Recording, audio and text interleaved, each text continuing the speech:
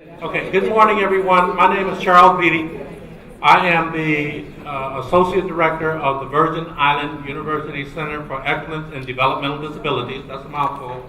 We refer to it as VIU SED. And if you're wondering why I'm up here smiling so much, if you had had the opportunity to have dinner with and lunch with these two ladies, you'd be smiling too. We are in for a treat.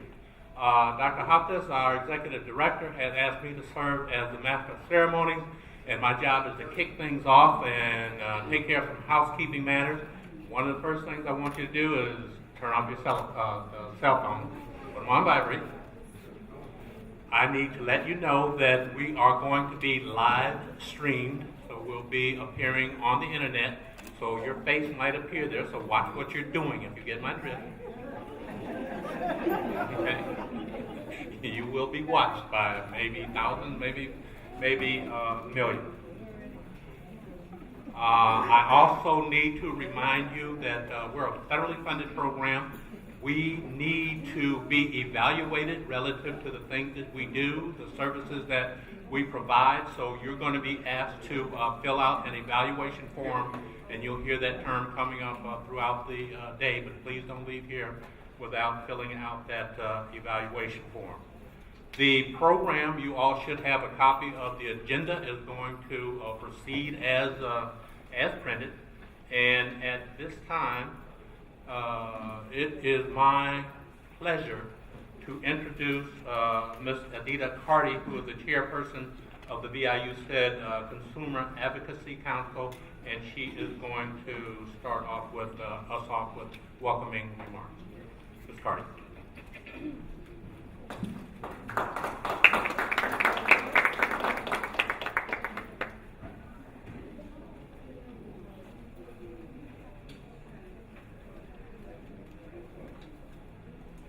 A very pleasant good morning to everyone.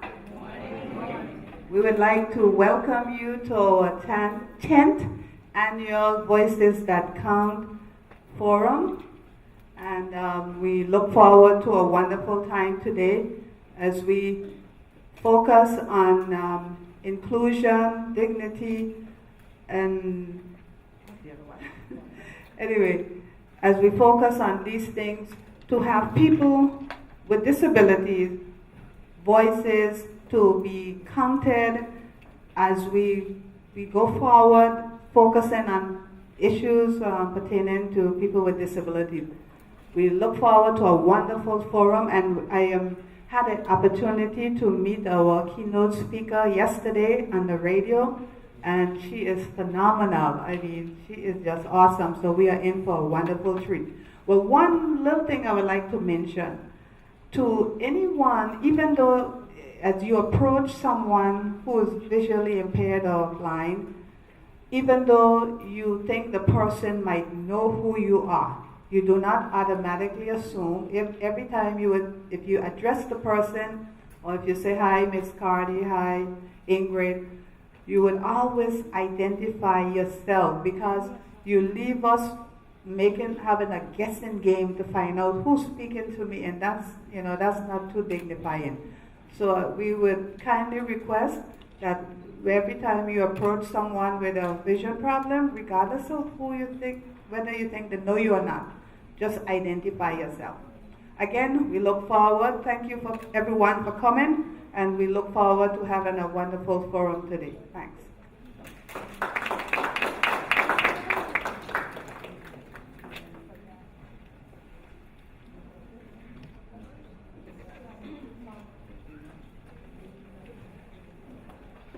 Thank you, Ms. Carty. At this time, we're going to hear from our Senior Executive Director of VIU SED, Dr. Yagan Hoptis.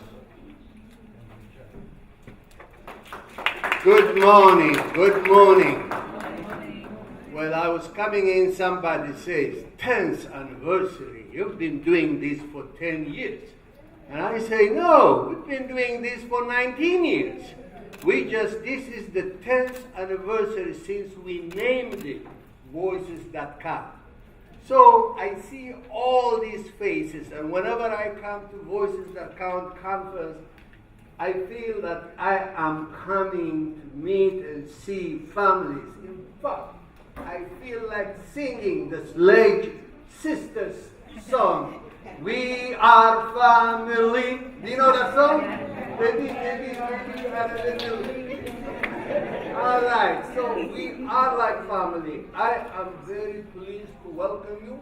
The president and the provost are here. They will be introduced, but I just want to thank them way in advance for really make this happen.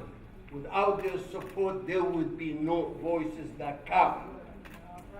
But VIUCED is doing a lot of things, and I'm not going to go through all the things, but there is one thing that I ought to mention, and that is the Assistive Technology Foundation.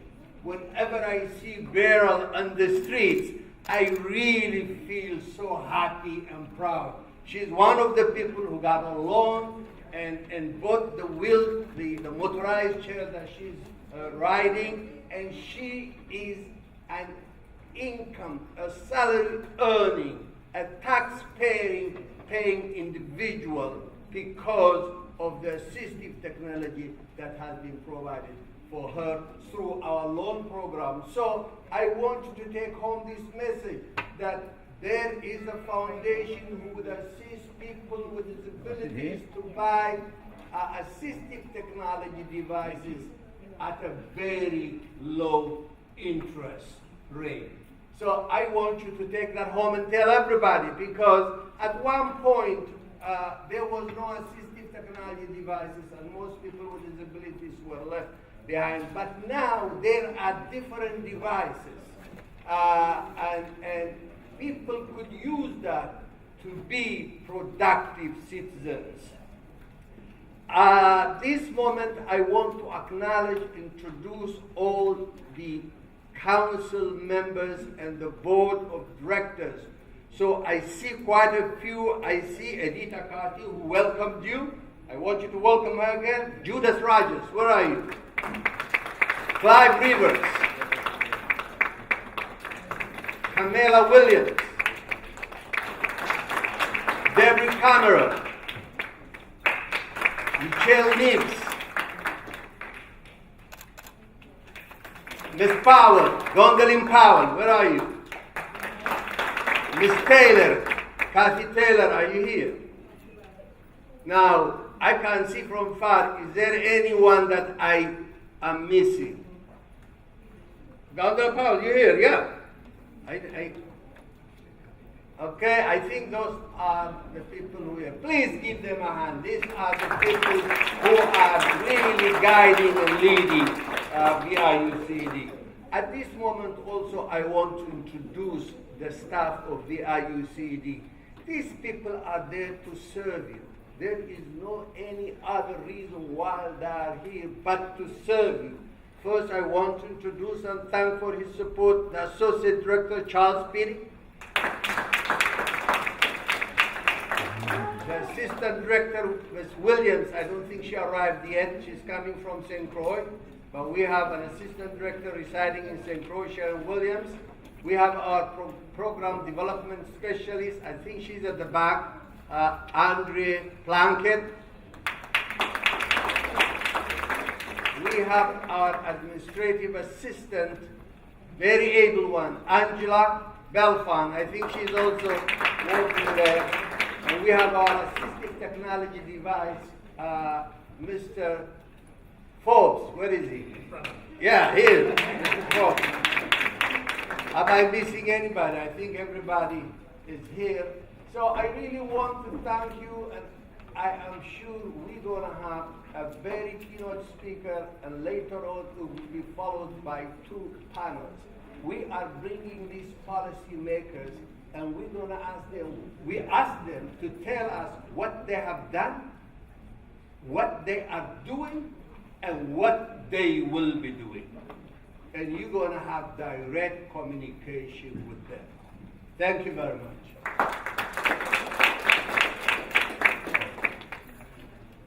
Thank you, Dr. Hopkins, and I see more participants coming in. Just a reminder, please turn your cell phones on vibrate, and to let you know that we are being live streamed that the conference will be appearing over the internet, so you might be in front of the camera without knowing, so watch what you're doing. And at this time, I'm going to ask Dr. Camille McHale to come up, the provost of the University of the Virgin Islands, for a few words. Dr. McHale.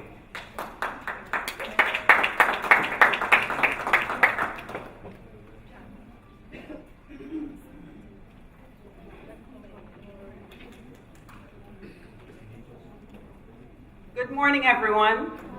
It's always great to be here, Voices That Count, and I know that we are trying to get to our keynote speaker. I've heard so much about her, I'm going to be brief.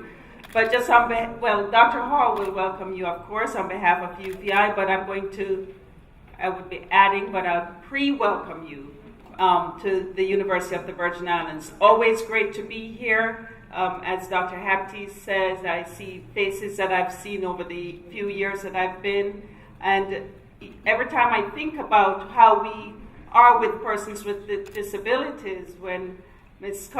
Carty said, please greet people, when you greet those that are visually impaired, remind them who you are and give them your names. And we always know that whatever you do for people with disabilities, you need to do for everyone, because how many of you forget names all the time?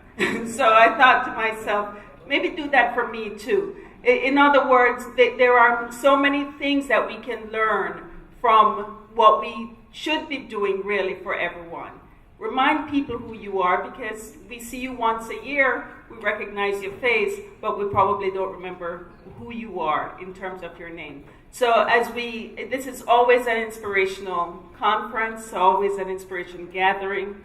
VIU said thank you for your leadership with regards to disabilities and inclusion, dignity, and equality. Excellent, excellent topics. And again, welcome on behalf of the University of the Virgin Islands, and I'll turn it back over to Dr. Beatty.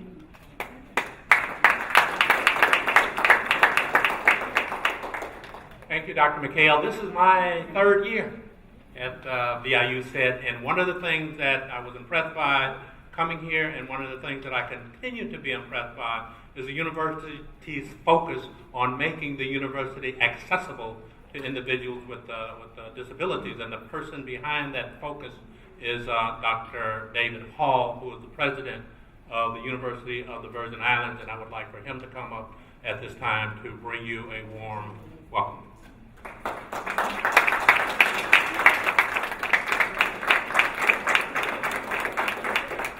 I once heard someone say that all of us are just a moment away from being disabled. Amen. A moment away. That became shockingly clear to me about 3 weeks ago when I broke 2 toes on my right foot, and I have it in still a little boot that I have to wear. I was fortunate that it was just 2 toes, but it could have been much more serious. But for the time that I have to wear this, it makes me much more sensitive to what I can do and what I can't, and how stairs are, and all of those things. And so we should not see the disabled as the other. We must see all of ourselves as being in the same group and in the same family, as was indicated. And we can work from there. Stevie Wonder once said, and I quote, "Just because a person lacks the use of their eyes doesn't mean that they lack vision." And I'd like to add to Stevie's comment, just because a person lacks the use of their legs doesn't mean that they can't lead us. And just because a person lacks the use of hearing doesn't mean that they can't hear their soul or hear ours. Vision, leadership, and soul. That is the essence of this conference. That is the essence of this gathering. It is a reminder that those in our community, those in our families who are disabled, have something to teach us, have something to share with us. The insight that Provost McHale just reminded us of, is that those who are disabled are reminding us of what we who are abled must do on an ongoing basis. So that is the power of this conference. It is not just for those who are disabled. It is for all of us so that we can become better human beings. So it is really an honor to have all of you here. It is an honor to have this type of work going on. I apologize that because of another engagement, I won't be able to hear the keynote speaker. I often like to have my schedule so that I can at least be here for the keynote. But I, from all that I've heard, know that you will be inspired. So by the power vested in me by the Board of Trustees, I hereby declare that this 10th annual Voices That Count conference has officially begun. Thank you.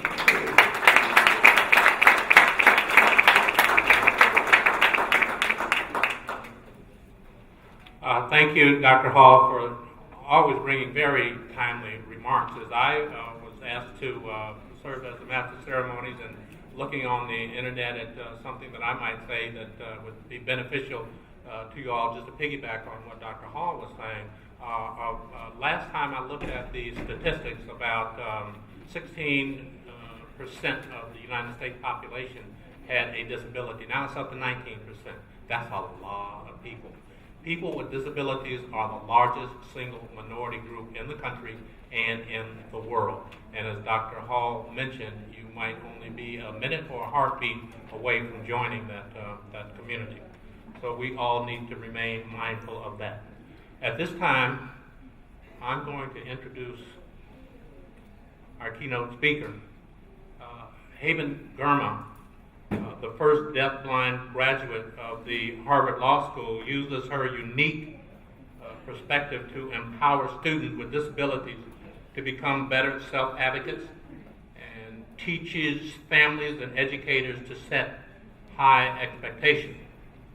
Business Insider ranked her among the 21 most impressive students at Harvard Law School, and the White House recognized her as a champion of change.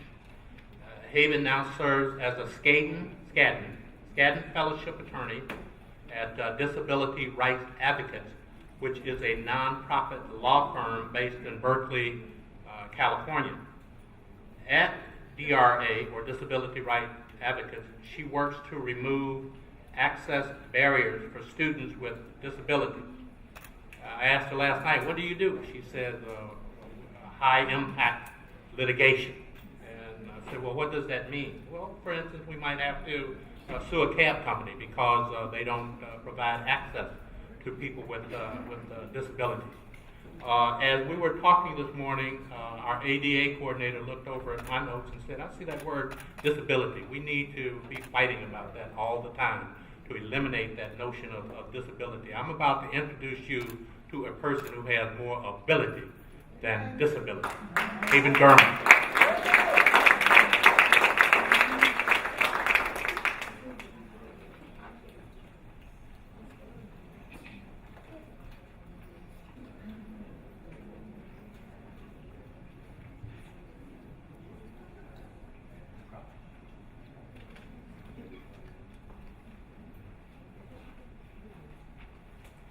Good morning, everyone. It's an honor to be here today. I'm so glad I was able to come here. Especially thank you to Dr. Hopkins for inviting me over here so that I can meet everyone. And as Ms. Carty said earlier, it's very helpful when you introduce yourself to people who are visually impaired. So throughout the day, please do come introduce yourself to me so I can talk to you and learn about what it's like to live in the Virgin Islands. I grew up in Oakland, California. I went to mainstream public schools.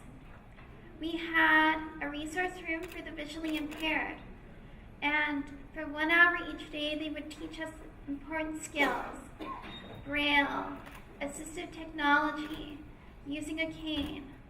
And the rest of the day I would go to my mainstream courses math, science, English. My disability is deaf blindness.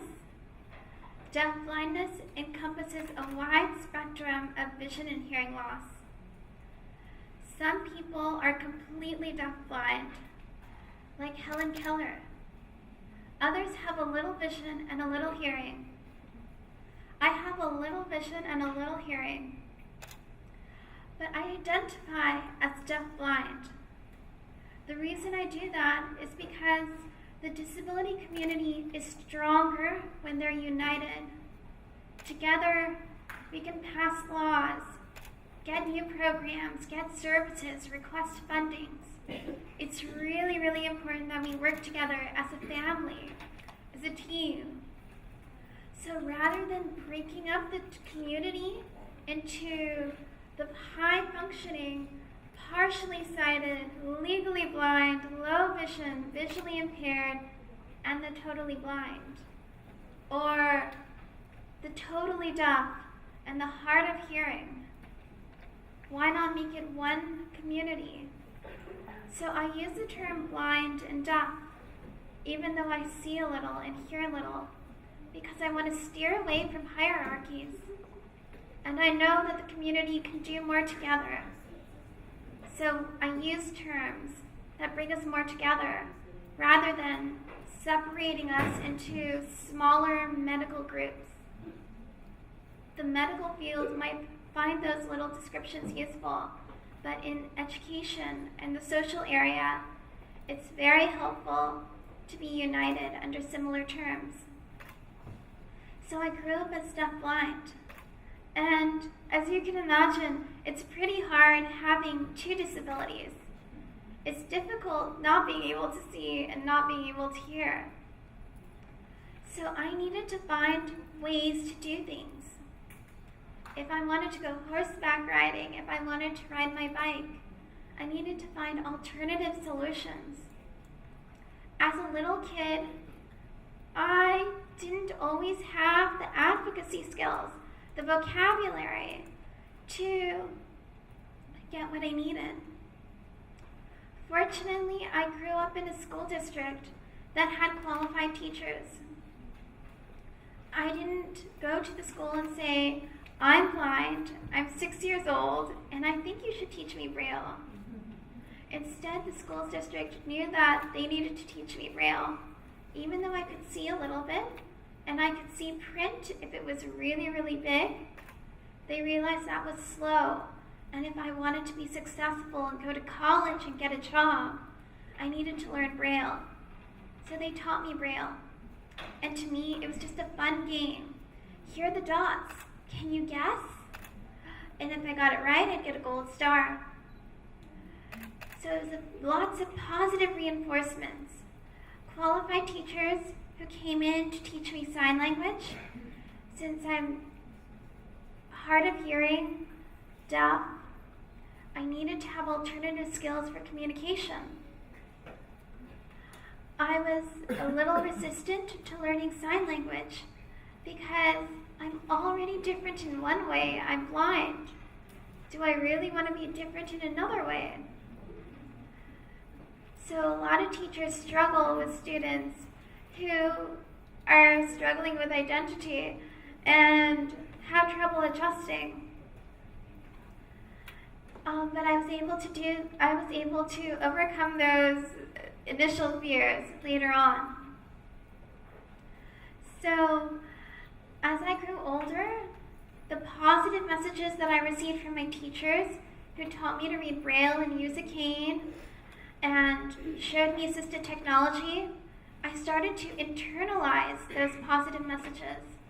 And I slowly learned to advocate for myself. That's the best lesson teachers taught me, how to advocate for myself. When I was 15 years old, I was part of a high school group called Build On. My mainstream high school, Skyline High School in Oakland, California, they had lots of extracurricular activities. And one of them was this group called Build On. They build schools in third world countries. They do community service in their own communities in the San Francisco Bay Area. And they raise funds. And they send high school students to third world countries to build schools. I love the idea. I wanted an adventure. I wanted to learn something in a third world country. So I went to the program coordinator and I asked, can I join this group? Can I go to one of your countries and help build a school? And she said, okay, sure. She gave me the application. I went home and I filled out the application. It asked, have you ever been to another country? I had. My family's from Eritrea, a small country in Northeast Africa. My parents had taken me there 2 or 3 times by that point. I lived in a small village. I would be okay without technology for a little bit. I could survive. So I filled out the application and I gave it to my father. And I told him, I want to help change the world. I want to work towards world peace. I want to have an adventure and go with my high school friends to Mali in West Africa and stay in a village for 3 weeks and help build a school under the Saharan sun. I told my father, sign this paper. He said no. Now, I'm his daughter. He was concerned about my safety. And I'm a daughter with disabilities.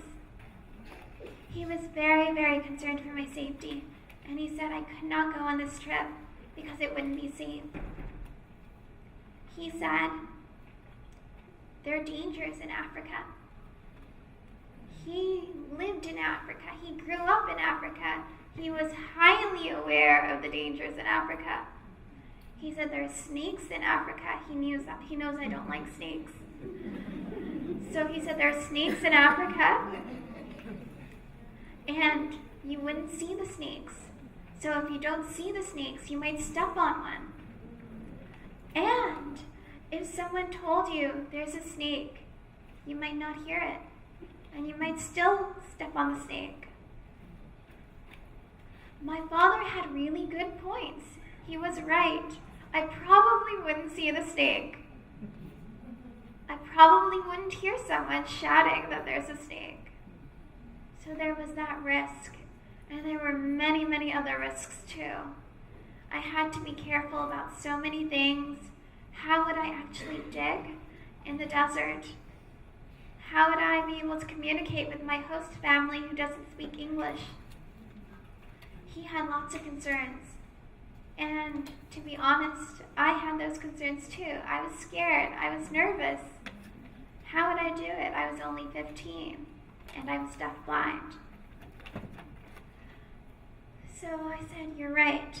And I thought about it. The deadline was in 3 weeks, so I had time to think about how I would persuade my father that I could do this. He had very good points, so I had to have good responses. I talked to one of my aunts who did human rights work, and she said, yeah, this would be a great opportunity. It would look good on your college applications that you've gone and helped build a school in Africa. And it would be a very good experience for me to prove to myself that I could do something.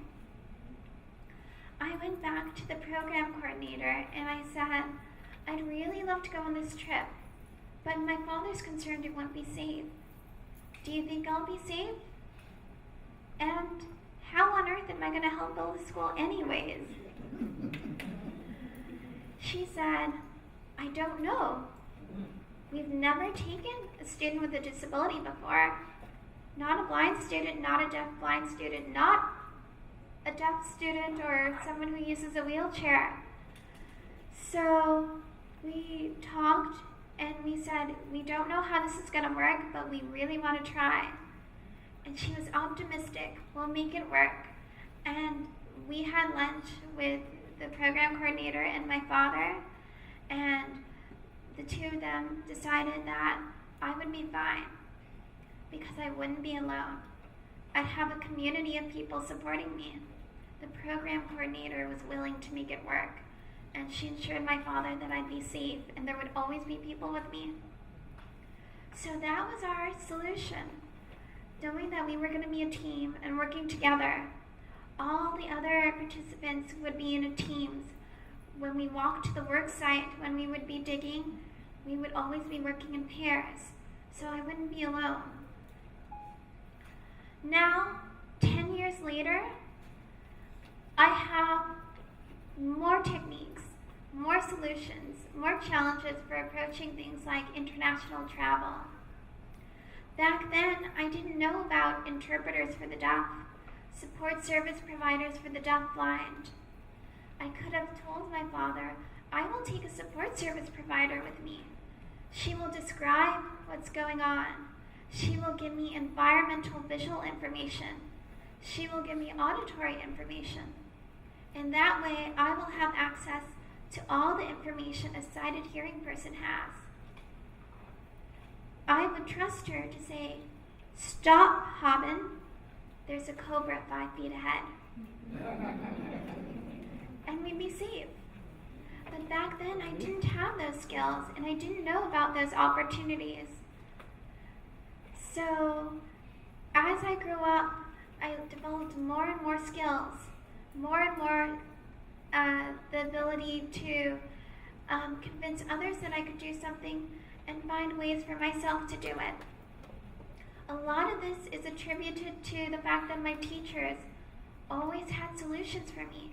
They took us skiing, kayaking.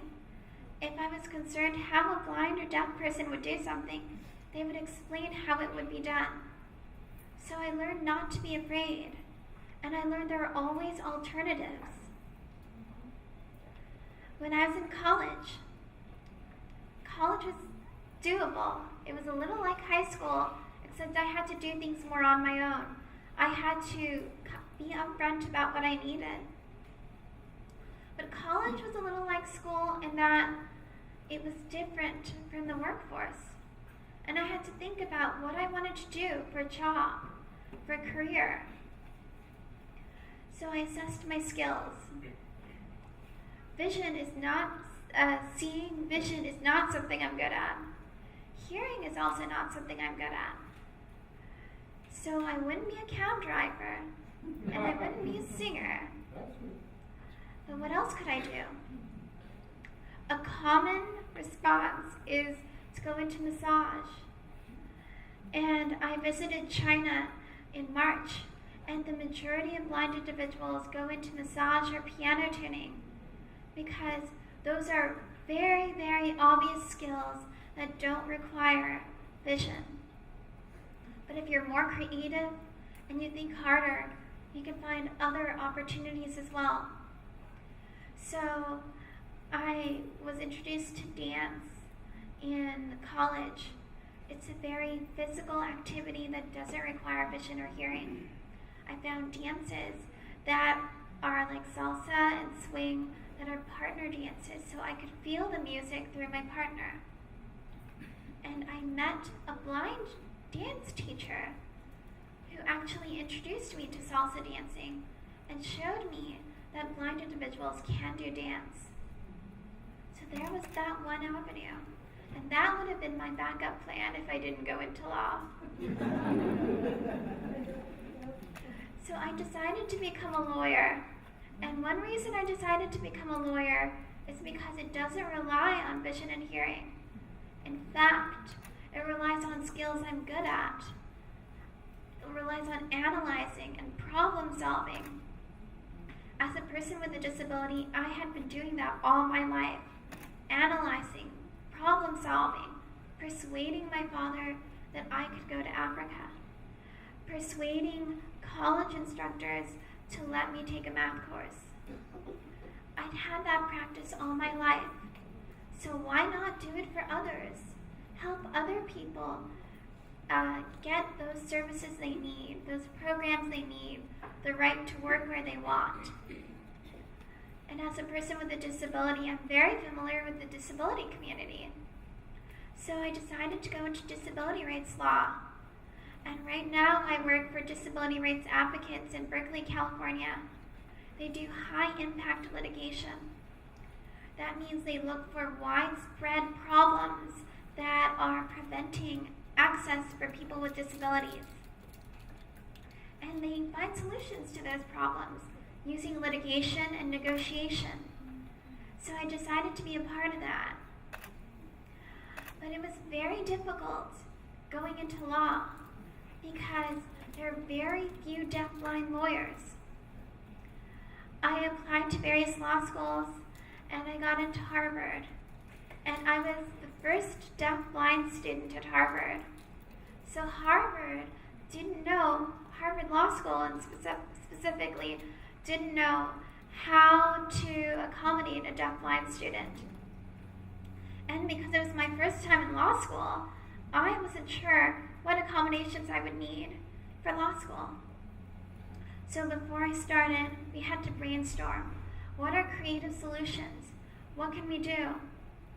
So one option is using a keyboard and braille display. I use a braille display. I will hold it up. This is called a braille note made by HumanWare. It has a lot of the features of a regular computer: word processing, access to the internet. But instead of offering the information visually, it offers it tactily through a braille display. So since I have trouble hearing people can type on a wireless QWERTY keyboard that connects to the braille display, and I'll read what people are saying. So professors, students, lawyers can write on the keyboard and I'll be able to read what they're saying in braille. Computers, iPhones have a lot of accessibility features. They have braille connectivity with digital braille. And technology has really opened many doors. You all have heard of Helen Keller.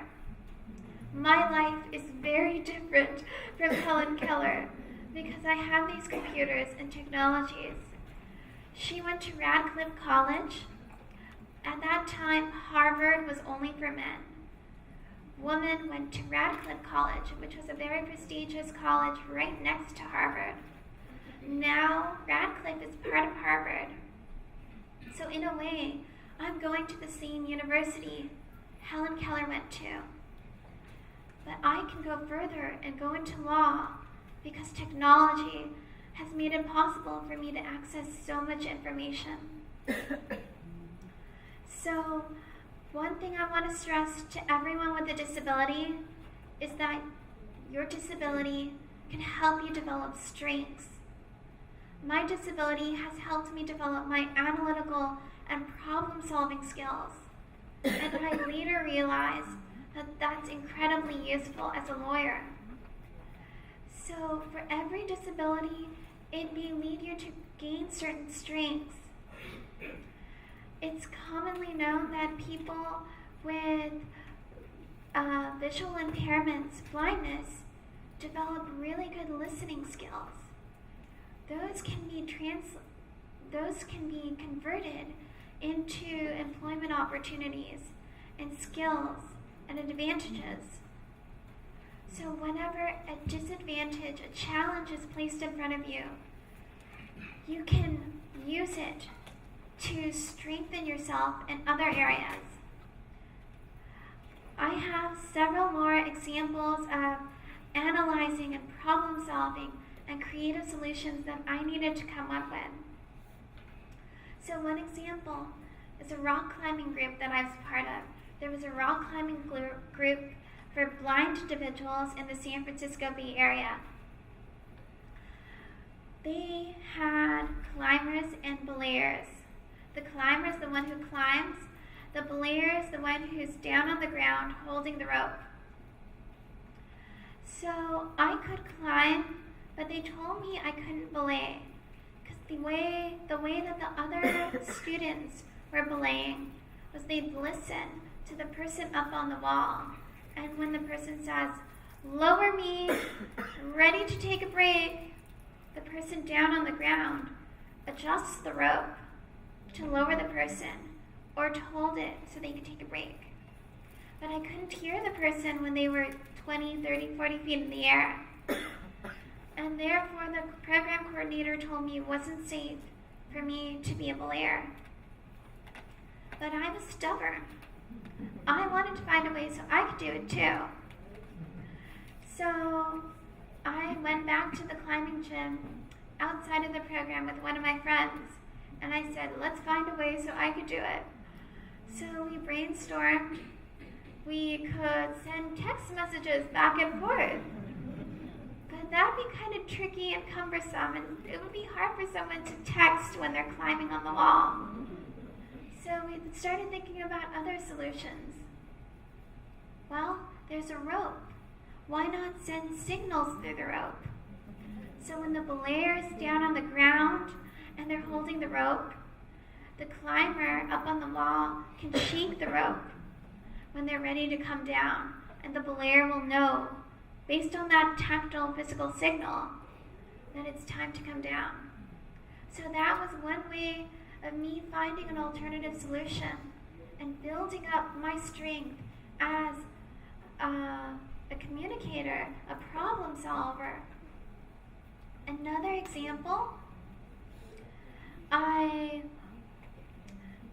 wanted to learn dance, and dance classes are generally taught with a dance instructor standing up front. And the dance instructor will say, okay, everyone step to the left, or the dance instructor will take a step to the left. And it's hard for me to hear or see what the dance instructor is doing. So I thought about it, and then I asked the school where I was taking the dance class if they could find an advanced dance student to work with me. So I took ballroom, and I was in the beginning class, and we found an advanced student who would physically show me the moves that the dance instructor was showing. And ballroom is very accessible because it's hands-on. So you can feel what the other person is doing, and you can feel the rhythm through that other person. So by having a physical, having another student show me physically what the instructor was saying or visually showing, I was able to access that information. So my whole life is this whole process of finding alternatives. And I was able to do this because I had teachers who taught me earlier on to be confident, to keep looking for alternatives, that anything is possible, you just need to find the alternative. I also had a very supportive community of teachers and blind individuals and deaf individuals who would be able to show me how they did something. I attended a camp for the blind in Napa Valley, California. Every summer when I was younger, we would go to that camp, and blind individuals would share stories. How do you do swimming? How do you go horseback riding if you can't see? And we'd share ideas and try those activities at the camp. And by coming together as a community of people with disabilities, we learn from each other and we become stronger. And those days at that camp really helped me become more confident as a blind individual. And I later became involved with deaf-blind organizations and the Helen Keller National Center. And by networking with deaf-blind individuals, I picked up more skills. So I learned later in life tactile sign language, not in elementary school, but in college and law school. Tactile sign language is a variation of American Sign Language. Rather than getting the information visually, you get the information through your hands. So I'll have my hand over the other hand of whoever is signing, and I'll feel what they're signing. And that way I access tactile information. I'm actually not fluent in sign language. I know conversational sign language. And through interacting with other deaf-blind individuals, my skills in tactile sign language have grown incredibly. So, sign language, braille display, voice, those are some of the techniques I use to accomplish what I need to do. At work, at Disability Rights Advocates, I have a communication assistant. And that communication assistant transcribes phone calls. He'll type it onto the keyboard and I'll read what's being written on a braille display. For meetings with clients, meetings in the office, he'll also transcribe that information. Helen Keller had an assistant, Ann Sullivan, who helped her access information. I understand independence as dividing up the responsibility of sharing that information. I belong to a positive community, and different people help me with different things. I have a friend who goes with me when I want to go salsa dancing. I have another friend who goes with me when I want to take my dog to the dog park. So I split up the assistance with multiple people.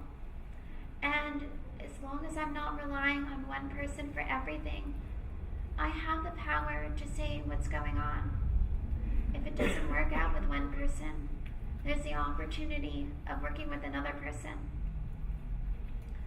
So it's really important that people with disabilities have choices about who's helping them, who their interpreters are, who their support service providers are. Choices, positive reinforcement, a strong community, those are very, very important to empowerment and independence.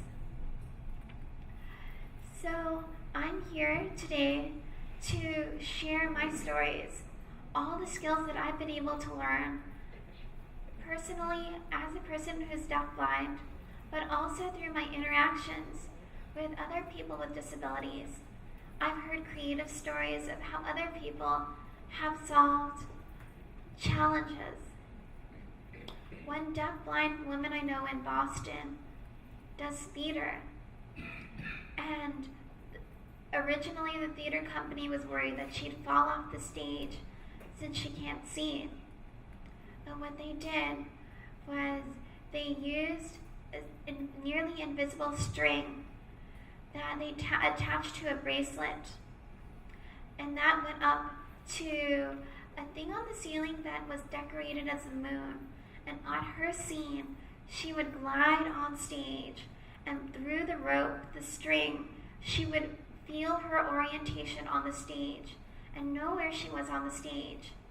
And that was their creative alternative solution. There are always cool new ways of figuring things out. So I have these stories to offer, and that's one way that I can contribute here.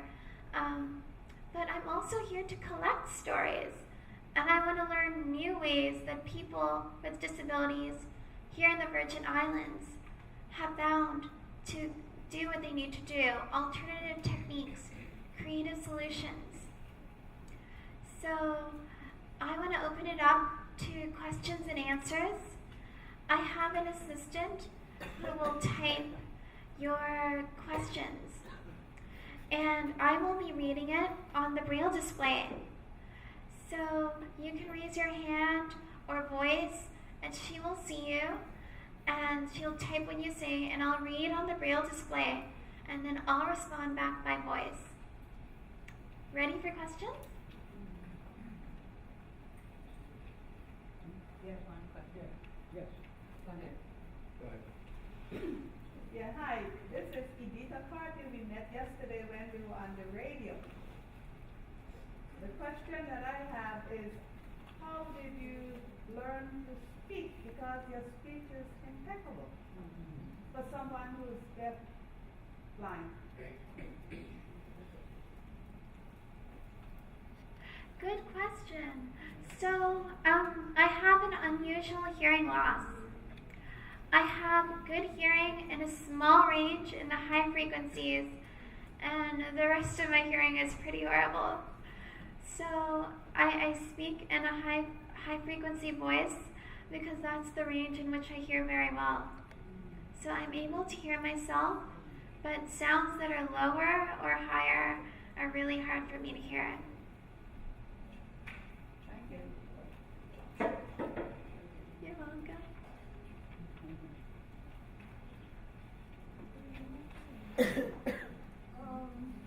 My name is Barry Lawson. I'm a woman. I need to know.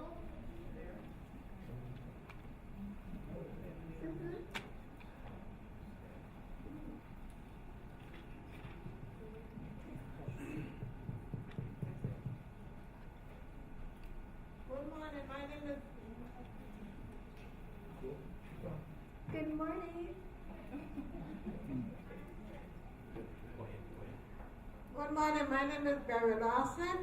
I'm enjoying your speech, but I would like to know, when people see you, how do they take you as an individual, or they correspond with you as a handicap, like how do they say in St. Thomas? I don't like that word. So I would like to know how in your country that they correspond with you. And how do you take it?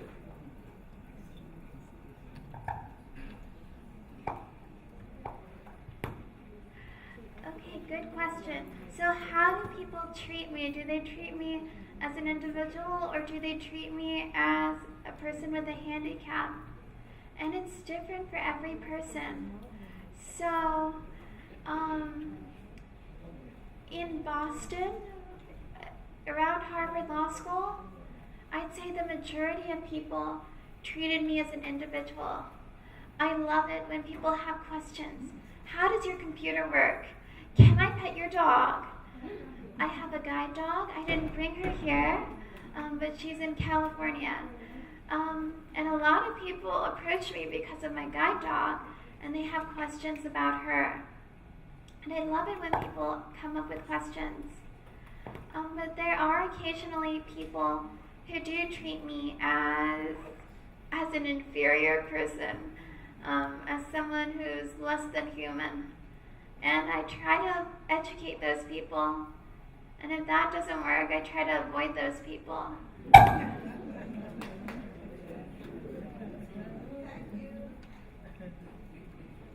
You're welcome.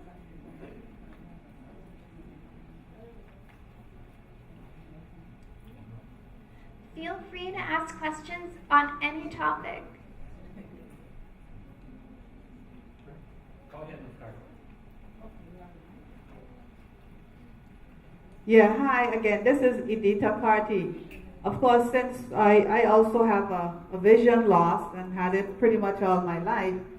Now, if I remember correctly, I think you traveled from California by yourself. Can you explain how you were able to travel and maneuver all this stuff that we have now for traveling by yourself? Good question. So,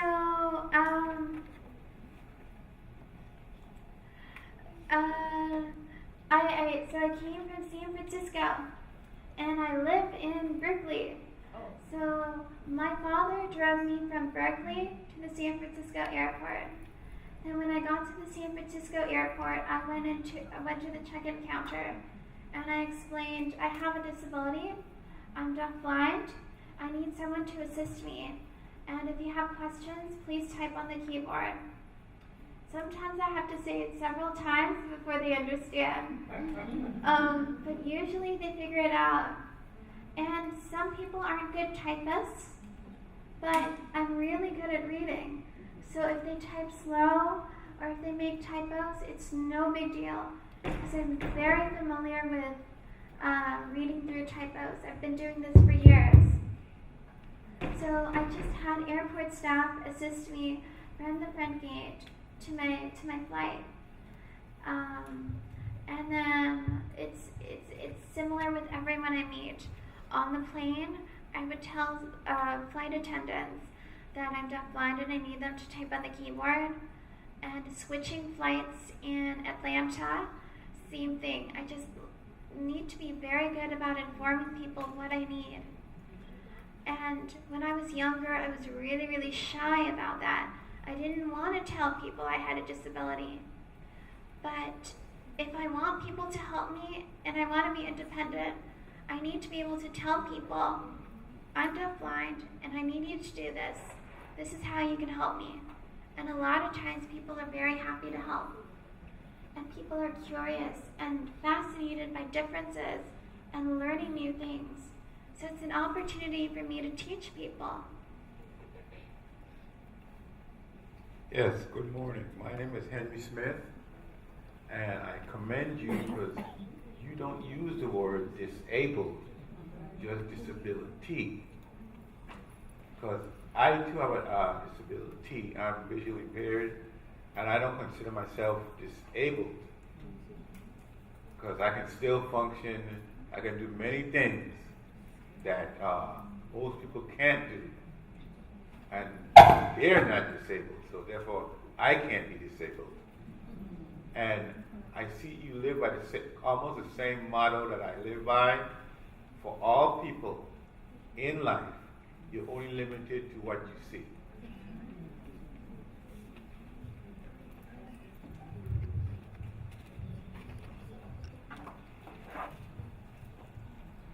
Do you find that blind and visually impaired people in the Virgin Islands are able to live as people and not let their disability, their vision loss, limit their lives?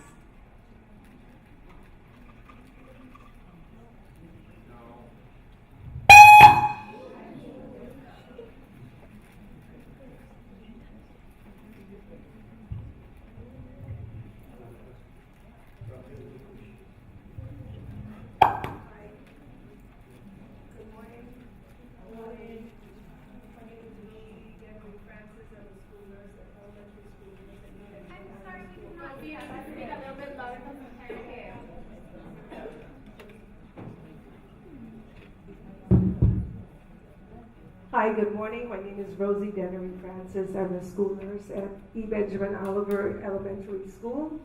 My question is to take you back to being in elementary school.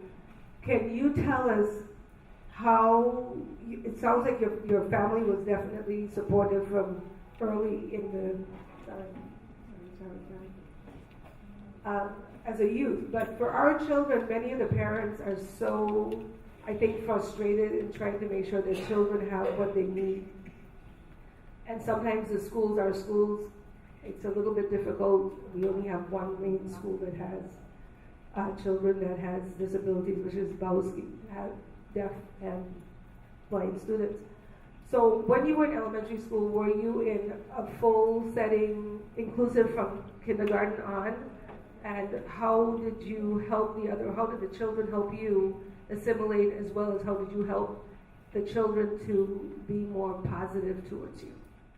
You get a lot of programs and services, and they even get tax exemptions. And in Boston, they managed to get free Metro subway cards. So all of that is because blind organizations have been very upfront about identifying as blind and not being afraid to say, I'm different and I need assistance.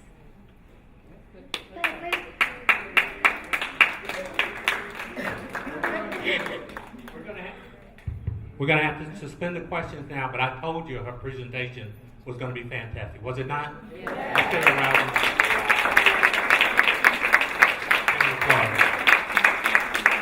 And one of the things I want to do, we're going to take a 5-minute break. We're running behind schedule in terms of the agenda. We need to do a switchover.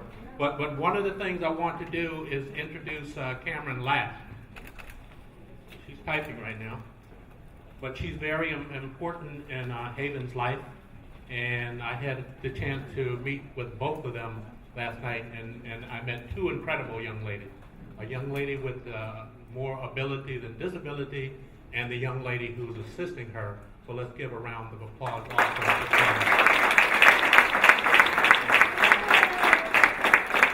I wish we had time to entertain more questions right now, but let's take a 5-minute break and let's stick to the 5 minutes, and then we'll switch over and start our panel.